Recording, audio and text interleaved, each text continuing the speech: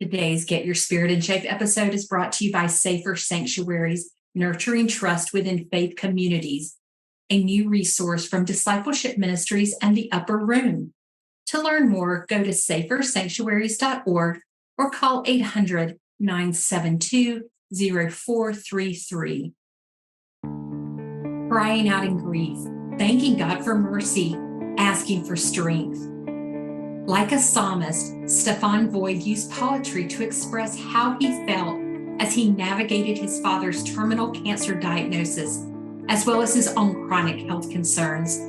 Stephon's new book, A Healing Journey, chronicles the Cradle United Methodist path of self-reflection that eventually brought him to a place of peace. Welcome, Stephon, to Get Your Spirit in Shape. Thank you for having me. It's a pleasure to be here. I'm excited to talk to you today. You are an author. You are a certified lay servant at the church where you were born and raised, New Covenant United Methodist Church in Bowman, South Carolina. You're a faculty member at Claflin University, where you got your undergrad, your master's. You're now on staff there.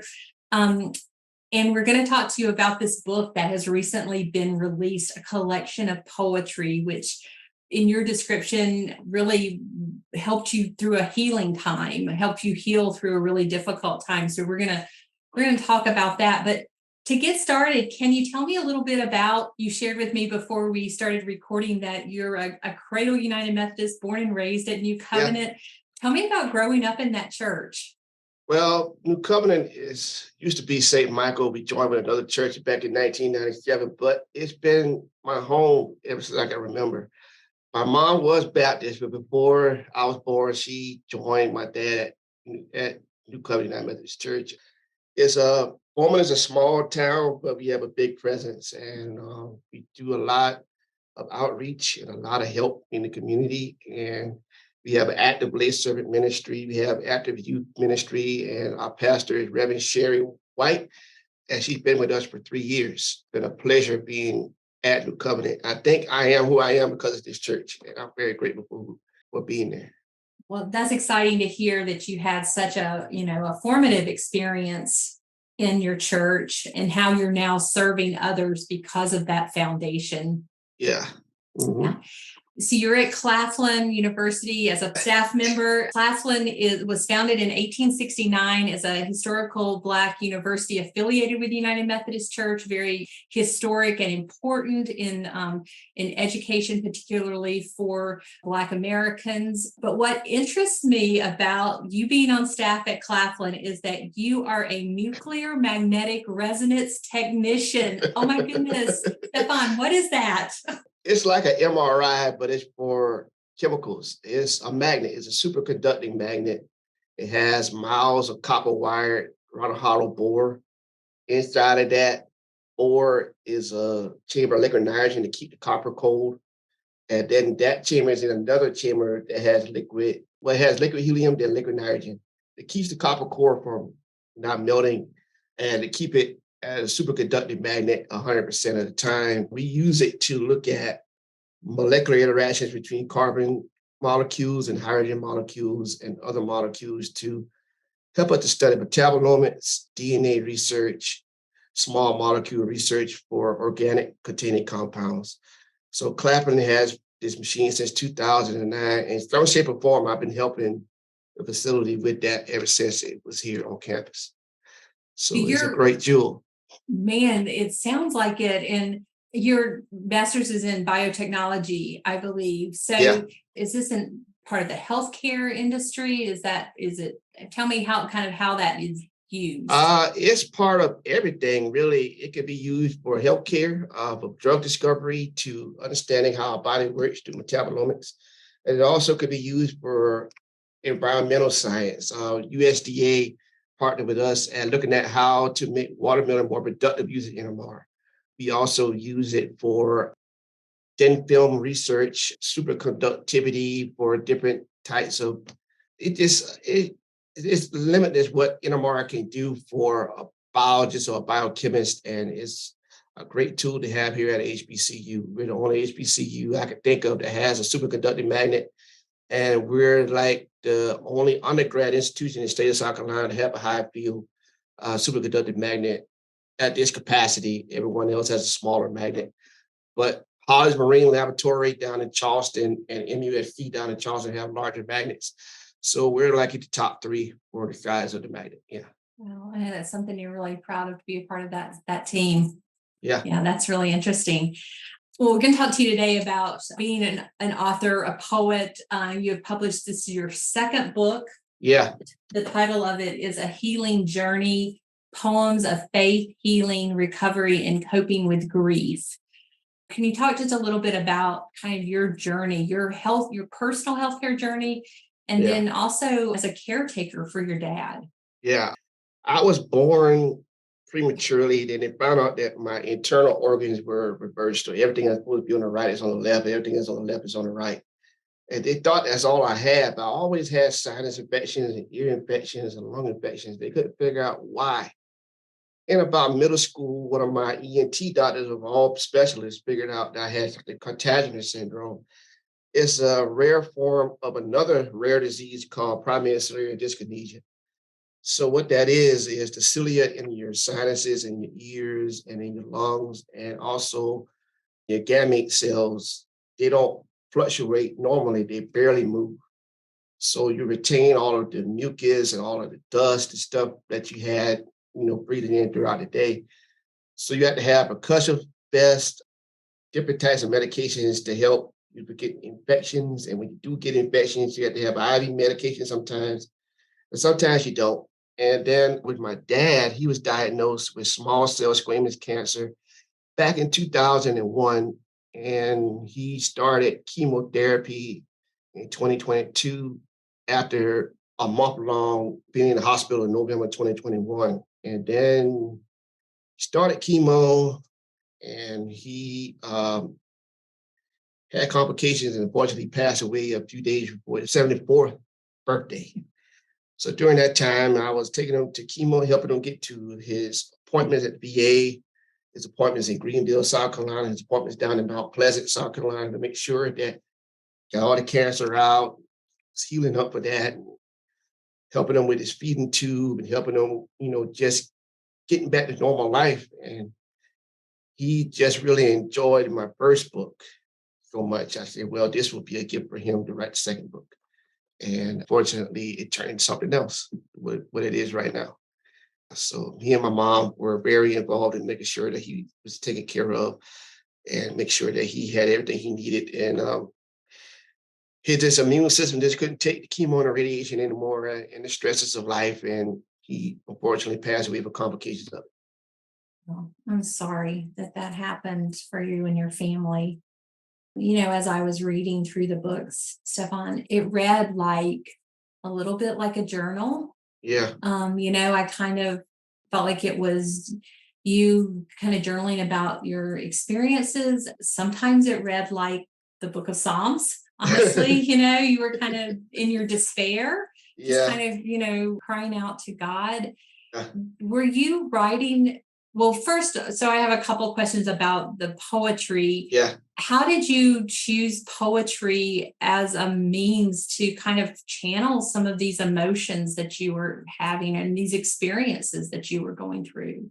Well, I got introduced to writing poetry back in college, but I stopped doing it. And around right before COVID, about 2017, 18, Africana in the Discipleship Ministries had a writing competition. And my former pastor, Reverend Janice Frederick Watts, who's retired now, encouraged me to write something for it. And I didn't want to do it, but she said, "You're going to do this." And I wrote it, and Dr. Sophia Busa and her team selected me to be part of Africana. And I started back writing poetry around that time. And I chose poetry because it's like short stories or like short mini sermons that I don't have to spend all this time writing, trying to figure out how I want to get something written down. And it's intimate, it's short, it's sweet, and you get to have the whole feeling from beginning, middle to end. And I felt like I wanted to do it in that way. And actually, I'm holding my phone. Majority of the poems were written on my phone while I was in waiting rooms waiting on my dad or going to my appointments, or I couldn't sleep that night, I'll just grab the phone and whatever I was feeling or whatever the spirit led me to write, I wrote. But I'm very thankful for the mentors I had at Africana to help me understand how to put my emotions down on paper, and my writing kind of evolved from there. Because I always told people that I'm a scientist first. I'm not a trained writer, but I could just say that's God guided me to write these different things. So you were really kind of writing this in real time, it sounds Yeah. like. Yeah, like the first poem in the book, Fist Bump, I wrote that literally after he got carried back into the room to do his first surgery to remove the cancer out of his mouth. And then I just kept journaling it through. And then in the middle, when things were kind of going good, I was just journaling other things that were going on with my faith at the time, or my health at the time, just to just get the emotions out and how things were going on in the Methodist church at the time with deciding whether we're going to stay or whether we're going to leave and all those different things. I just wrote it down on paper. Well, on notes. But that's how I did it. I just trusted God and guided me with the words of what He wanted me to say at the time. Would you go back now and look at it and you kind of see, I mean, as I read it, Yeah, I read like ebbs and flows. I mean, which yeah, is normal. That's how that's real life. that's real life. Yeah. No, yeah, it's just ebbs and flows. I tried to, whatever I was feeling at the time, that's what I wrote. And whether it was happy, whether it was sad, whether it's just waiting to hear God to say something about what I'm going through, and just sitting there just thinking about how sometimes you could all this silence and there's nothing going on, and it's just like deafening in your mind, like, God, I want you to say anything. What is it that you want me to do in this moment? What is it I'm supposed to do with this being dealing with my own health issues and now helping my mom take care of my dad? How is this going to help me? So I'm just glad I was able to put it down in the book.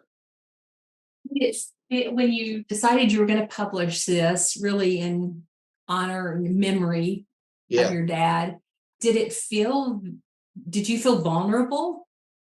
I kind of did, but I didn't, because I just remembered how happy my dad was when I wrote my first book of poetry about social justice and faith, and it came out, and he came out of the hospital, and so he was able to be in the car with me, going around to our neighbors and our cousins' homes, passing out the book. It was like his welcome back party. He was so happy. I said, well, if that made him happy, I know this is going to make him happy. I was like, and when he passed away, I said, okay, God, I see where this is going now. I know that my story can help other people who are going through the same thing. And there were times that I was taken aback when I was writing these poems. I was like, this is tough. But I realized, I said, well, somebody else needs to see or hear these stories, so just write it down. And I was just glad that I was able to get through it. And when Jessica, our editor for the book, gave it back to me to review and had to read over a couple of times, you could just, all of the memories were coming back. But there was also joy knowing that this story is complete and I can move on to something else. Before we continue our conversation with Stephon, I want to take a minute to tell you about Safer Sanctuaries, Nurturing Trust Within Faith Communities. This comprehensive resource continues the tradition of Safe Sanctuaries ministries by building on the trusted policies and procedures that have guided churches for more than 25 years.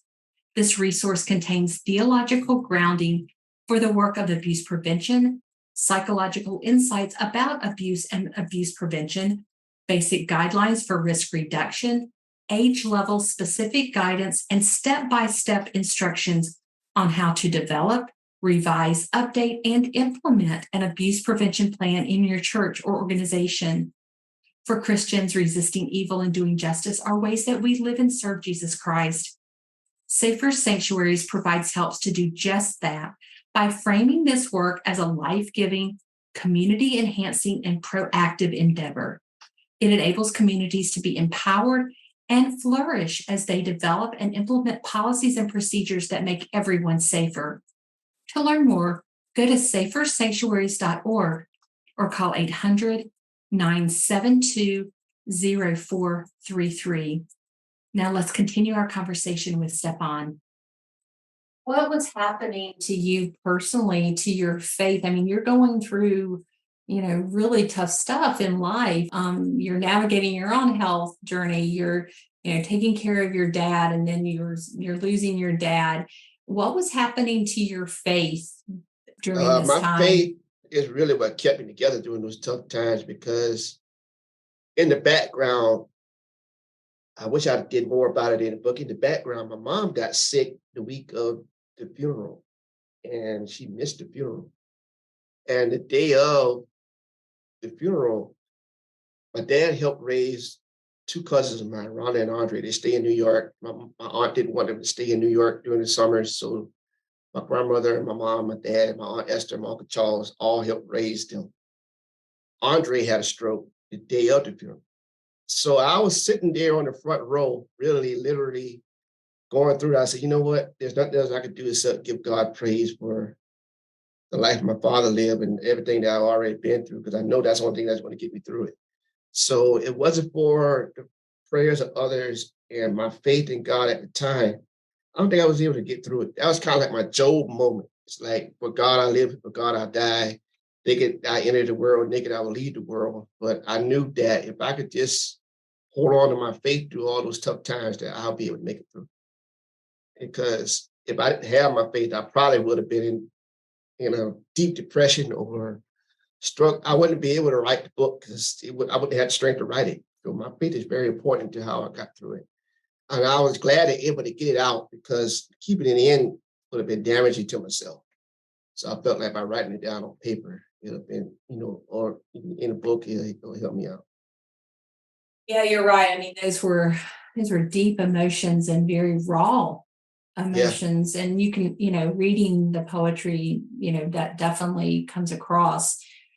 You said earlier that you wanted to write the book hoping it would help others. yeah. What is that message that you're hoping others will glean from reading your poetry?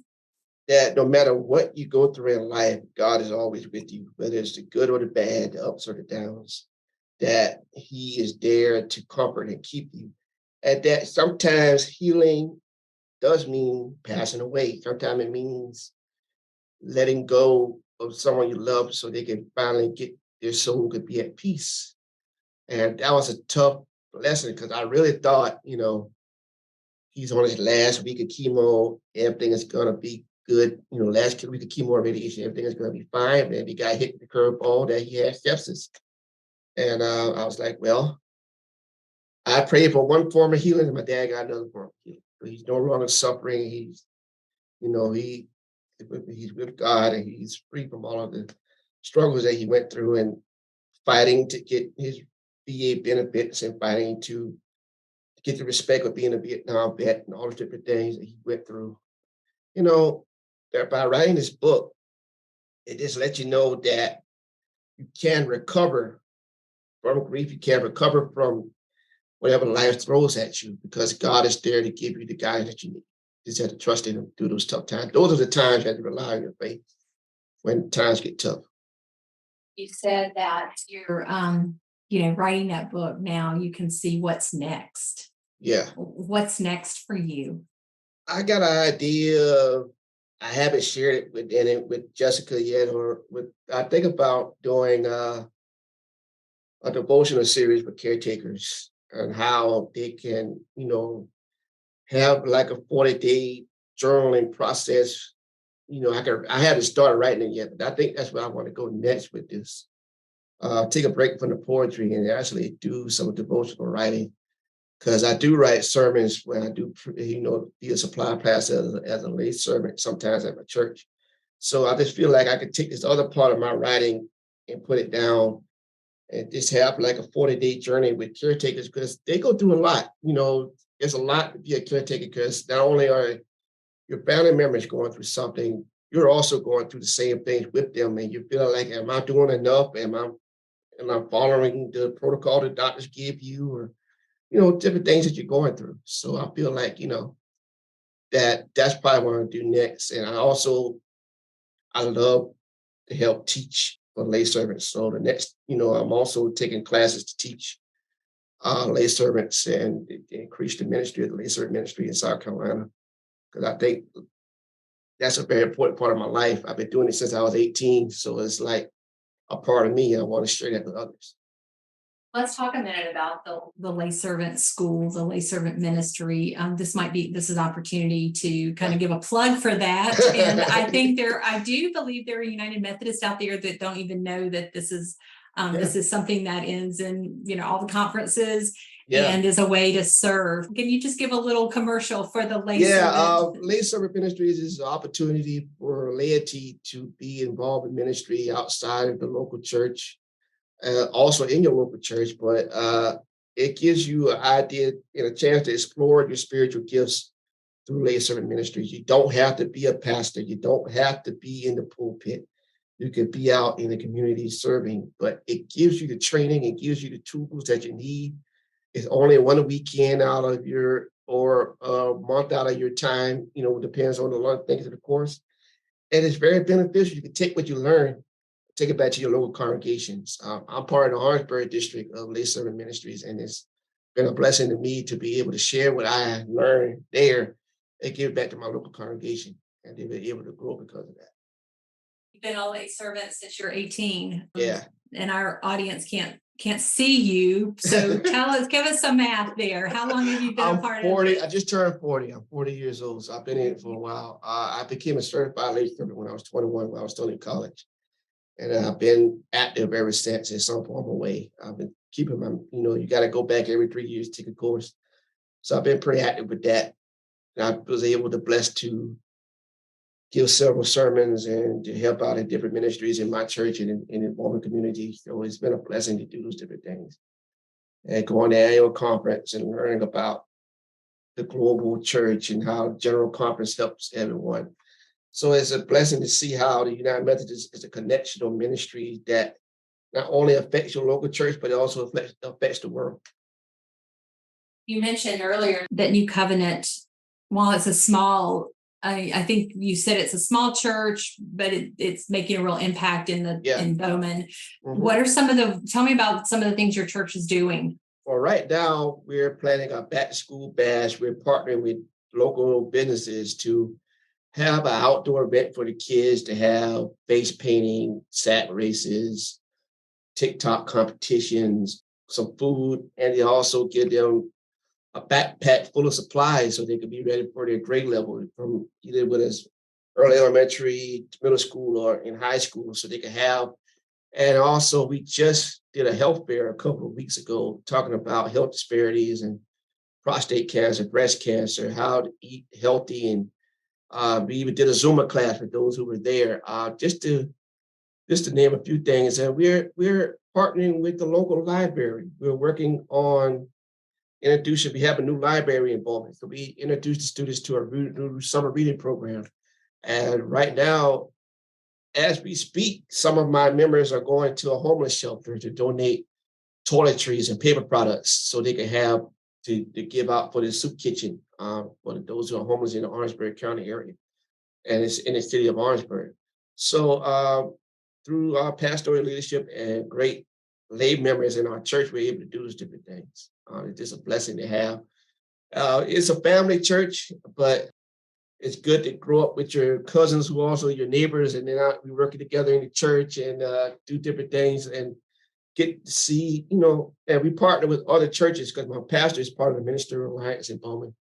So the Baptist, the AME, the non-denominational, and holiness, we come together and we work on projects throughout the community to help our children and the youth and the older people and those who don't have a voice. We try to give them a voice through the ministries that we have.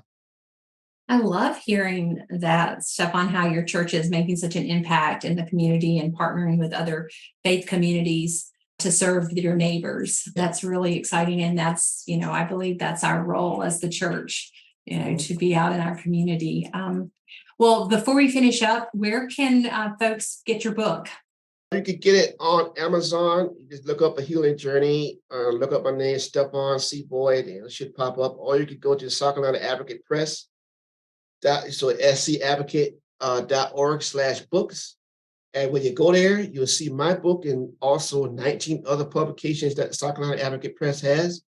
It's a growing ministry that we're doing. And it also not only supports the authors, it also supports South Carolina Advocate Press, so we can continue to have the local newspaper for the state of South Carolina for all United Methodist churches. The editor is Jessica Brody. I know she's very excited to get this exposure and opportunity to share our books with all over the country and in the world about, all of the books are different types of books, and it's a good variety. We did our first children's book also this year, so it's a great opportunity. Well, I know Jessica, and I've worked with her for several years, and all those folks at the South Carolina Conference office are just doing amazing work, and this is part of that. This publishing arm is part of that important work for the church. So we're excited and happy to be able to talk about it today. The last question, Stephon, that we ask all of our guests on Get Your Spirit in Shape is, how do you keep your own spirit in shape? Well, one way is writing. Other ways, I listen to podcasts like your podcast and others. Thank you. And I also like to listen to music. Music is like another love of mine. I sing on the choir. I also listen to a lot of gospel music, a lot of contemporary gospel, worship music when I'm driving. And then sometimes I throw on some old school just to clear my mind so I can get ready for the day. And one of the things I do almost every day when I commute to work is I pray. I have a time to talk with God. I turn the radio off. People might think I'm crazy because you can see my mouth moving while I'm in the car, but I talk with God about what I want to go through, what I'm going through that day, or what I want to accomplish that day, so I can have a connection with Him throughout the day. So those are some things that I do. And also, I do video journals on TikTok to help, get my spirit in shape. And the last thing I do when I feel like stress gets too much, I can also talk to a counselor, because I think that's also important to your spiritual journey, is to also have a good mental health journey as well, to make sure that your mind, body, and soul is in tune. You can't be a service to anyone if those things are out of whack. So those are things that I do to keep myself balanced. Thank you for mentioning that. That's so important that we not ignore any piece of the part, the wholeness that we are. So, yes, I appreciate you pointing that out, that our mental health is just as important as our physical health. Our spiritual health is just as important as our physical health. So, well, I thank you, Stephon, for being a guest on Get Your Spirit in Shape, for sharing your journey in such a vulnerable and real way for other people. It definitely is encouraging and is inspiring. And I just thank you for sharing that gift with others.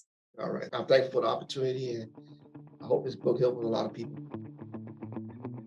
That was Stephon Void, a Cradle United Methodist, who shared about his new book of poetry that he says has helped him on his healing journey through grief. To learn more about Stephon, go to umc.org/podcast and look for this episode, where you will find helpful links and a transcript of our conversation. If you have questions or comments, feel free to email me at a special email address just for Get Your Spirit in Shape listeners, gysis@umcom.org. If you enjoyed today's episode, we invite you to share the link with others and to leave a review on the podcast platform where you listen. I'm Crystal Cavanis, and I look forward to the next time that we are together.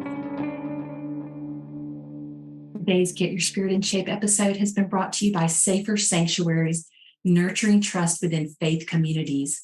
This new and comprehensive resource continues the tradition of Safe Sanctuaries ministry by building on its trusted policies and procedures. To learn more, go to safersanctuaries.org or call 800-972-0433.